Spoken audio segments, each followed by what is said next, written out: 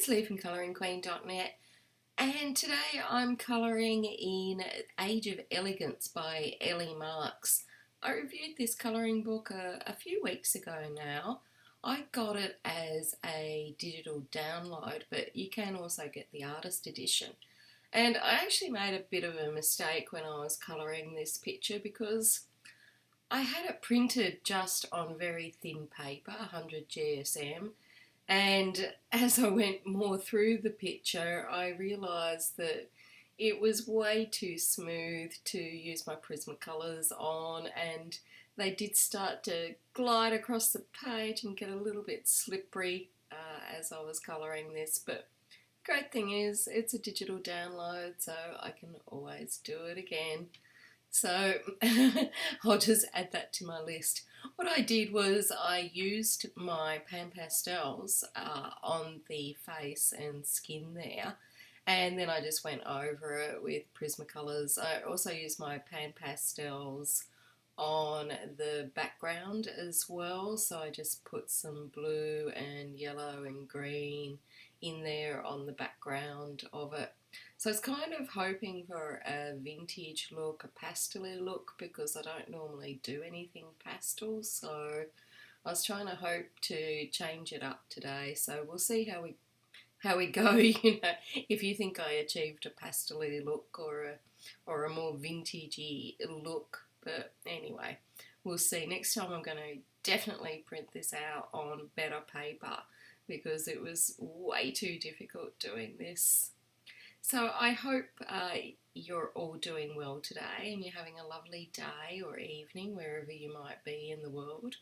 It's a beautiful day here in Brisbane. It's not hot, it's not cold, a little bit of a breeze, which is fantastic because I've just done 2 loads of washing and it's going to dry really quickly.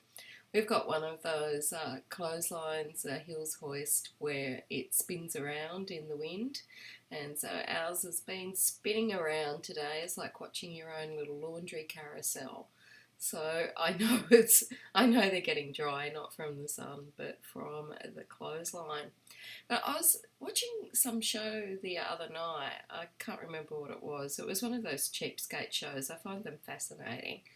And the young girl was putting all of her clothes in the dryer, and I thought, I've never actually seen an American home that has like a Hills Hoist clothesline on it that spins around.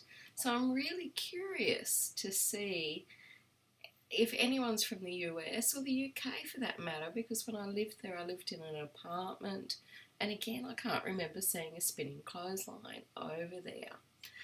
So I'd really love to know how you dry your clothes. The things that keep me awake at night, I swear.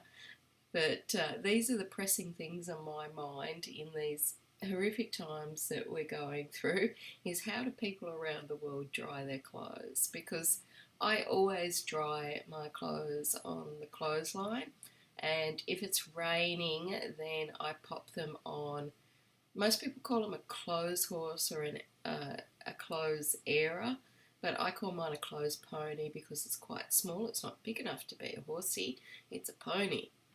And I put it under the patio so it can dry out under there. But yeah, most people use those around here where I'm living.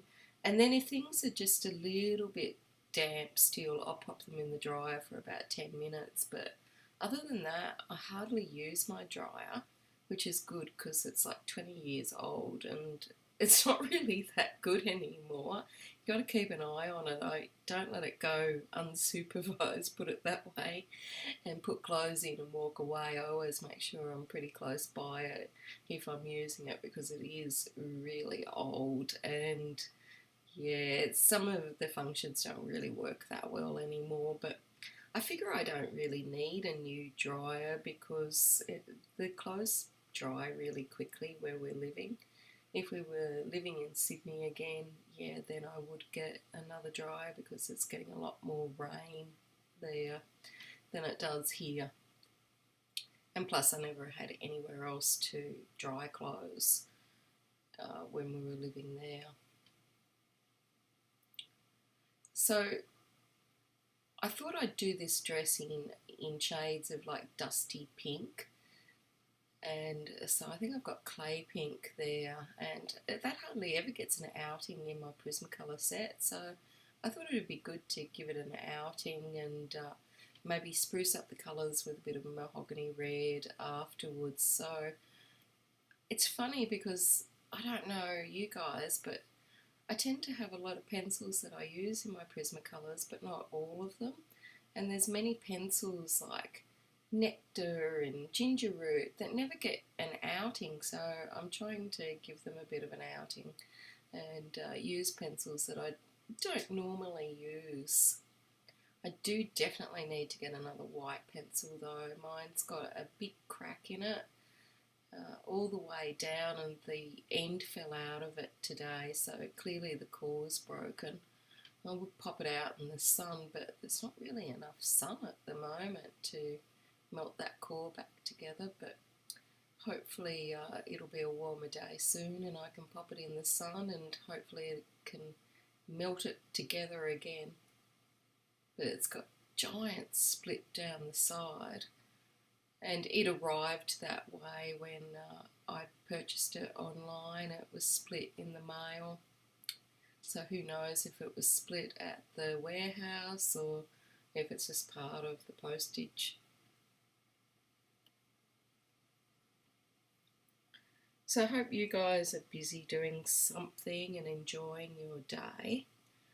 I've had little Millie in here with me in the colouring cave this morning. She spent half the morning with me, helping Mummy, and now she's gone to sit on the couch to have her afternoon nap, which she usually does. And a lot of people have been asking how Millie is, and she is doing so much better. She's back to her normal little self, although she has gained quite a little bit of quarantine weight because she's been getting a lot of snacks and treats, and she's been getting a lot of comfort food. She's got us all under her beautiful little paw, and we basically just do whatever she tells us that she wants us to do for her. But we love to spoil her. So I've been looking for a new little doggy, and we wanted to rescue a little doggy so that Millie could have a little friend, because she's feeling a bit lonely, as are we all, me especially. And so my ideal little doggy would be like a little small one and a female and young, so that we have many years with her, and of course cute as a button, but not looking like my previous little baby, and completely different facial look. And so I've been looking, and last week I finally found one whose face, if it was on Tinder, I would have swiped right. Cute as a button, and of course nothing like I wanted, absolutely nothing. Instead of a boy, it was a little girl. Instead of being young, he was instead of being a girl, it's a little boy, and instead of being young, he was like 9 years old. Not only that, he had medical problems. He had one eye, so he was like a little pirate. And he was black and white, and I didn't want black because Charlie never liked black dogs, so I thought we better respect Charlie and not get a black dog. And I wanted a brown one, and he had arthritis, so not really active and not able to, go for long walks and things like that. And what was the other thing? He had extreme separation anxiety, didn't like to be left alone at all, and also felt very vulnerable with his only one good eye. He felt very vulnerable with his remaining good eye. So I kept coming back and back and back to him, and I just fell in love with that face. And you can write out all the lists of what your ideal dog is, but then you see this little face and it's just like, I know it's everything I said I didn't want, but I really want this one. He's the one for me. I just adore him, and I wanted to just give him the rest of his senior years a lovely little place where he's comfortable and safe, and where he's got people that love him and will care for him, and he will never have to be rehomed again, and never feel abandoned, and hopefully his anxiety will improve over time. So I spent a good day researching products to buy to protect his eyes, so that if Millie was to give him a smack with her giant man hands, he would have like little goggles on, or I think they call them doggles, and they're not necessarily for sun like the sunshade doggles that you can purchase. You can get ones that are just for like everyday wear, or like these little fitted visors, so that he doesn't need to be worried so much about his little eye. And then with his separation and anxiety, I did some research around to see if there was any puppy minding, or people that would either come into the home if I had got a job outside, which, I mean, it doesn't seem likely at this stage with the virus, but you've got to prepare for these things. And if they would be able to, babysit him while I was at work, if that happened, that I wasn't here. So I wasted like 2 days looking around for all these solutions, so that I could be fully prepared to adopt him. And then David came to the party, and he was really keen on him, and we both kept thinking about him. And even though it was exactly what we said we didn't want, he just stole our hearts. He really did. And I had him in my mind already set up here and looked after, and I was about to buy him his goggles and whatnot. And so I went to fill in the adoption form, and you guessed it, someone else had snapped him up. So I think I spent a good hour crying, because I felt like I'd got so attached to him, and he was the first dog that I've seen that I felt that I could have, and that I would love to look after, and all the rest of it. So yeah, I spent a good hour crying about the dog that I didn't get. But at least they've got a pretty comprehensive adoption process. So at least the people that have taken him have had a 7-day trial. They've had the yard inspected to make sure that it's safe for him, and I'm a firm believer that things work out for the best, and if it's the right time, it's the right time. So maybe emotionally we weren't ready, and maybe the other people were, but still I felt like I'd really lost out. But hopefully he's got a happy home to live out the rest of his little senior years. And oh, he was so cute. He had the cheekiest little smile. So gorgeous. Now you might hear a little bit of a tinkle bell in the background, and that is Her Royal Highness. And she's just stepped onto the keyboard, and she's now sitting on the printer. And now she's having a good scratch. So I hope you don't hear too much of that in the audio. But that's the problem of sharing your colouring cave with a gorgeous cat. And she is gorgeous. So other than colouring this picture and hunting around for a dog and whatnot, I haven't really been doing much, and I really don't know, as per usual, where my day goes. I have had, so many tomatoes in the garden that I've had to start giving them away to all the neighbours, and picking them and carrying them around, and dropping them off at different places. But it looks like I've got a lettuce glut as well, so I might have to... Millie! Sorry about that. Millie's just discovered that she can actually open the blinds up if she sticks her big hands in there.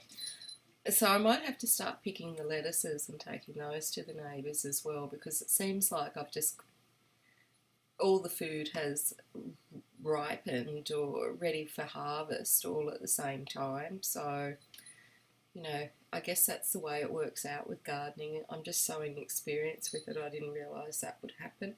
And I thought I'd staggered the planting times so that they would all ripen at different times, but clearly some are ready to go and some aren't, and there's only so much David and I can eat. So luckily we've got a lot of neighbours around and some elderly ones, and they seem to appreciate the homegrown food that I'm dumping off, so that's good.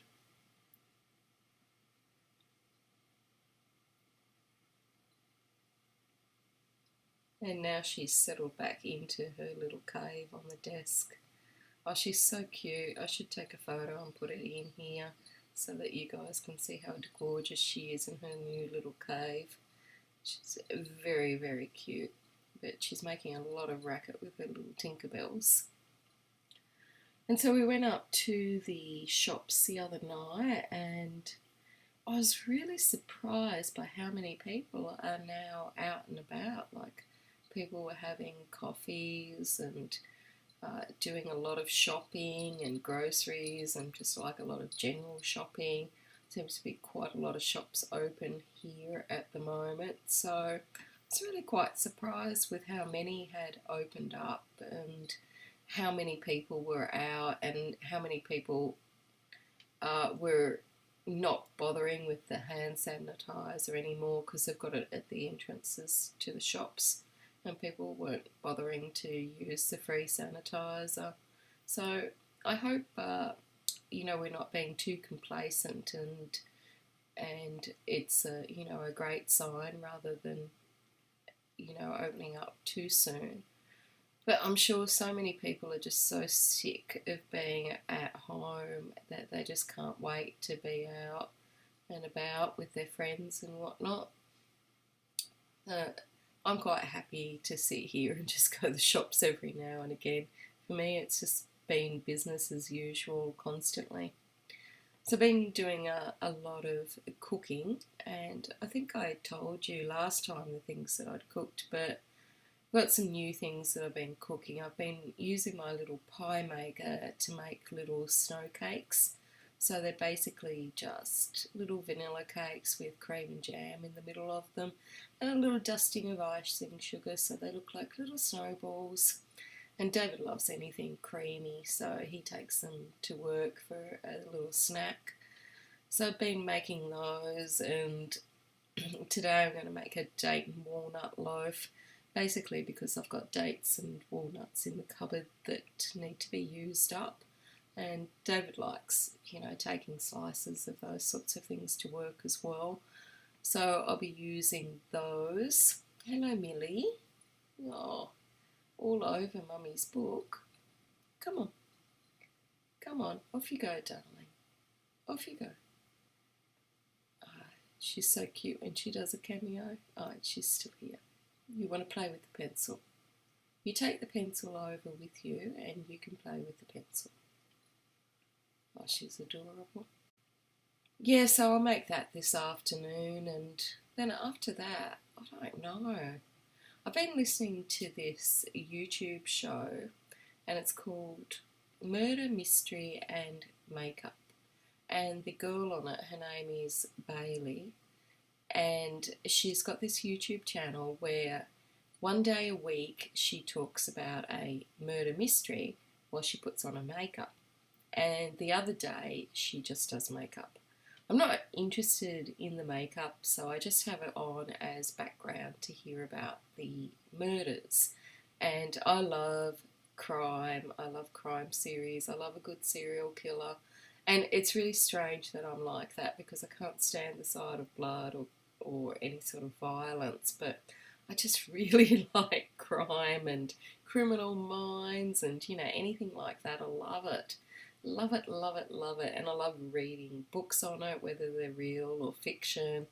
So when I discovered this channel the other day, I've been obsessively listening to all her murder, mystery and makeup stories, and they go for like an hour or more once a week, and yes, so she's covered all sorts of serial killers and whatnot, and just more killers that you've never heard of. Maybe she was talking about one from centuries ago the other day that was Italian, that was poisoning or selling poison so that people could get rid of their husbands and whatnot, because there was no sort of divorce laws back then. But she had a case that she was talking about from Australia the other day, and she introduced it as the longest running Australian case because it's been over 30 years, and uh, the guy was only arrested, I think, 2 years ago. And I actually thought she was going to talk about another well-known Australian case, which is the guy was also just arrested in the last year or so. It hasn't gone to trial yet. So I thought she was going to talk about that one, which is based on the Teacher's Pet podcast. You can hear it on there. But she actually talked about this other one, and it was in the 1980s when in the family court there was a matter that got a little bit out of hand. People get very upset on family court matters, and it resulted in, and it hasn't gone to trial yet, so he hasn't been found guilty, but it resulted in a number of bombings of judges. One judge was shot, and there was another bombings, murders, mayhem, mystery, you name it. And all allegedly stemming back from this one particular family law matter that was before the courts and a custody battle. So it was really interesting to hear her talk about that, because I was surprised that an Australian case had even made her radar. But what I really sort of enjoyed, or don't really enjoy murders, I find them interesting, but I was actually in the sort of family court environment back in those days, and she was saying how a lot of people left their jobs in the court systems because of all the violence and whatnot. And I remember, I was saying to David, I was only very young at the time, but I remember, going up the elevators that were very old-fashioned in the family court building back then. It was before they'd moved to a new building, and they always used to stop, and every time they'd stop or break down in between floors, you'd be in the elevator with a few different people, and everyone would be like, oh my god, is there going to be a bomb threat? Is there going to be an incident today in here? And everyone would get really concerned, which was natural because it was evacuated numerous times and you'd be out on the street and all the rest of it. But, it was natural for what was going on in the time. But I hadn't thought of that period for many, many years. And then, this YouTube channel brings it up, and I thought, God, I hadn't even thought about that for years. But you used to, before you walked in the building, you kind of got a little bit worried, and you were like, oh, I hope there's no incident today, or I hope nothing happens. But really, in hindsight, the alleged attacker was really doing all the attacks at the people's homes that were related to the case. He wasn't really attacking anyone at the court, which was good. And hindsight's a beautiful thing, but no one knew that at the time, so everyone was kind of nervous. So it was really interesting to hear that perspective again, because it reminded me of another time when I, worked in an office, and we got a phone call at lunchtime, and it was a bomb threat, of course. And we went through the office, and the only office that had a package that no one could identify was actually my office. But luckily, at the time, Millie's got her tail in my picture, at the time the army barracks was quite close by to where I worked, and they came in with their little robot, and it did all sorts of things and destroyed the package, and we never really thought much of it, afterwards. It was just like it really broke up the afternoon with something completely different. But it's funny how one little video can trigger all these memories that you haven't even thought of for years, which is amazing for me because I can't remember why I go to the kitchen half the time. So it's amazing that I can remember back that far.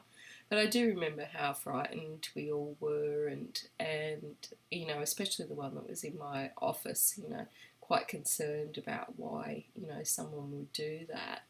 But, it's interesting that you just kind of just push these things aside and you kind of forget about them over the years. And it wasn't until I heard that YouTube video that really made me think about it again. I was talking to, David about it, and, how we all felt at the time about everything that was going on. There was a lot of violence and whatnot. So, yeah, I'm glad life is much more calmer now for me. But over my time, I used to get quite a few threats, and I had one that was particularly nasty, and again, it was a family law situation, and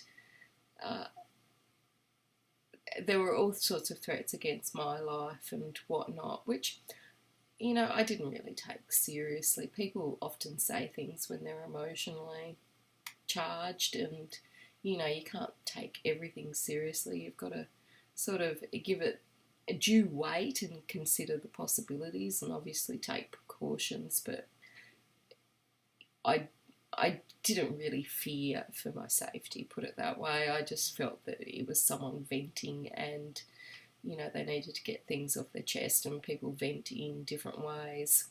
So he made all sorts of threats, and in Australia, because the family court is federal, you have to have federal police protection while you're in there when you get those sorts of threats. But once you get out onto the court steps, you're back in state territory, so you have to get state police protection. So there was a time there for weeks, you couldn't even go into the court. Well, I couldn't go into the court without having a state police escort, and then having federal police while I was in the courtroom, and then state police again to escort me out. So it was a strange time, and again, never really thought about that or given it much attention until I heard this YouTube video. So it's funny how things, dig up old memories that you never hear of or you never think of, in any sort of terms after they happen. Well, for me, I don't. I know some people do, obviously, but for me, I can't even remember why I go into the kitchen. And I'm sure I've mentioned that many times before, but that's just the way I am. I just forget about stuff. Which is funny because when I was first in my first job and when I was at uni, I had an extremely good memory. I could just rattle off anything, and it wasn't a light bulb or a flash bulb memory, but it was extremely good, and it was even in one of my references how I had this unusual memory skill that I could just rattle off anything. And now my memory skill is like hardly used, and I can't even remember what I'm doing at home or what I've even talked about in this video. So it's strange how all these things change, and interesting as well. But so hopefully, if you like murder and mystery and makeup, you'll check out Bailey's channel. I think it's called Murder, Mystery and Makeup, or it might be called Bailey. I think it's Sarian. She's really interesting in the way that she tells her stories, and they're really good. And I think she chooses the stories that she's going to tell from viewers' recommendations or comments, and she basically summarises them. Occasionally she gives out her own little opinion on people, but she basically just summarises them, and she does a really good job of doing all her research. Now, I haven't really looked at what the makeup's like because I've got to confess I haven't worn makeup for years. I might, slap on some lip balm and maybe dig out a lipstick every now and again for a special occasion, but I never really put a lot of makeup on, like foundation or eyeshadow or anything like that. I think the only eyeshadow that I've got is a big packet of cheap eyeshadow that I bought for using backgrounds in my colouring books. And the only sort of foundation and makeup that I've got is a tinted moisturiser. And that's basically it for the makeup. And one lipstick and a chapstick, and yeah, I think I might have a mascara. But yeah, that's basically it for the makeup, and I don't really wear it. But I tell you what, she is so good at putting on her makeup. Like, sometimes when you see the start of the video and she's makeup free, and she's got a few blemishes and her skin's got uneven tone to it and all the rest of it, and you think, how on earth is she going to fix or correct these little errors or these little issues with her makeup? And by the time the video ends, she's a total glamour puss. She's got concealer and all sorts going on. She must have a huge collection of eyeshadow because she's got the colours of the rainbow, and she does it so well. I don't know how she talks and puts the makeup on in front of the camera. I mean, I would completely forget or be having to read notes or something like that, but she manages it and she does a great job doing it. So I've been really enjoying her show, and then we really need to find another sort of Netflix funny show to watch, because we've kind of really overdone it with the binge watching, especially of shows that we've already seen. I'm sure if I see Parks and Recreation or Seinfeld another time, I think I might scream. But they're sort of like our default shows if we've got nothing to watch. The other day, instead of watching a show, we watched a movie called Mr. Fuzzy Pants with Kevin Spacey in it. And it was about a cat, of course, a fluffy cat, Mr. Fuzzy Pants. We thought Millie might like it, but she didn't really watch much of it. She went to sleep, but it was like a nice little feel-good movie, so that was good for a change, to watch something different. And it was a rainy day, so always nice to snuggle up on the couch with the kitty and watch a kitty movie. But we really have to find something different to watch, I feel, because there's no point in having this Netflix and then we don't commit to anything new and just keep watching the same things that we've already watched. But it is hard, because by the time David gets home and has dinner and a shower and whatnot, he's sort of only got like one funny half an hour comedy in him before he's asleep on the couch. And that's because he gets up so early, so got to find something that keeps his interest. Like Strike Force keeps his interest because there's a lot of action and bombings and fighting. Just, this has been a violent colour and chat today. I might have to put a trigger warning at the beginning. I didn't intend for it to be a violent one, but anyway. Yeah, what was I saying? I've forgotten now. But yeah, often he just falls asleep, He basically eats and then falls asleep. So on this picture here, I was popping in some green down the bottom, and I thought I'd try and put some Posca highlights or some gel pen highlights on it. And wouldn't you know it, but every gel pen and every Posca paint pen that I tried on this picture, none of them were working. And I thought, well, it's always the way when you're filming that everything kind of just doesn't work and it all goes wrong. So I figured that maybe when I'm off camera I'll be able to add in some little highlights and whatnot with some gel pen and get them to go. So hopefully I'll be able to do that off screen and get some extra little bits and pieces happening on here. But I really wish I'd used a better paper on it, because when I was doing these leaves down the bottom, the pencils were just gliding over them, and it was just like mushing on the page. It was terrible. And yet it was so difficult to blend out with white on anything. It was really an uphill battle. So next time I'm going to definitely have to try and find a better paper to print this on for whatever it is, or whatever medium that I want to use with them.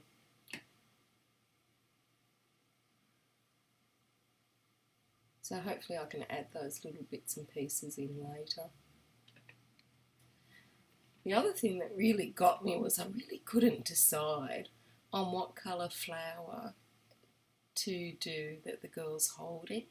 And I must have rubbed that flower out 5 or 6 times, because I started it with a light pink and then it was too light up against her dress, and then I tried with mauve, but it was still too pale. There wasn't enough contrast, and if I rubbed too hard with the rubber, I was going to rub out the actual paper, because it's only a really thin copy paper.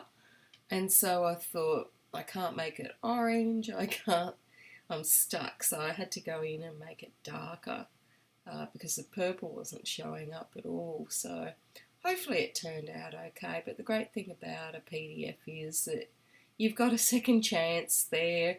If it didn't turn out the way you want, you can always print it out again and colour it on different sorts of paper, and try different mediums, try different things, try different colour schemes. So at least I've sort of got the pink colour on the dress that I wanted and on her hair. But yeah, I definitely have to try and get my paint pens and gel pens to work. So I hope you enjoyed spending half an hour with me. I hope I didn't freak you out with this violent talk, and I hope you have a lovely day and that the rest of your week is filled with happiness and gorgeous colourful rainbows and unicorns. Until next time, stay safe and happy colouring.